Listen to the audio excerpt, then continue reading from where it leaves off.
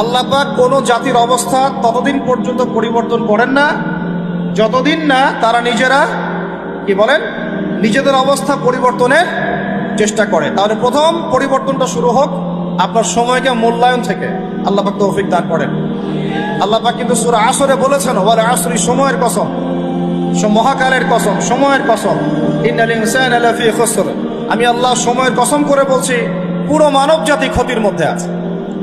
ইল্লাল্লাযীনা আমানু, তারা ব্যতীত যারা ঈমান এনেছে, ওয়া আমিলুস সলিহাত, এবং সৎ আমল সম্পাদন করেছে, ওয়া তাওয়াসাউ বিল হক, পরস্পরকে সত্যের উপদেশ দিয়েছে, ওয়া তাওয়াসাউ বিস সবর, এবং পরস্পরকে ধৈর্যের উপদেশ দিয়েছে। আর আল্লাহ পাক এখানে সময়কে মূল্যায়ন করতে বলেছে। তো যদি আমরা জাতিগতভাবে পরিবর্তন চাই এবং এই বিশ্বে আবারও সেই আগের মতো মাথা উঁচু করে বাঁচতে চাই, সবার আগে সময়কে মূল্যায়ন করতে হবে। আল্লাহ পাক তৌফিক এনায়েত করেন, আমিন। আর এই সময়কে মূল্যায়নের পথে বাধাই হচ্ছে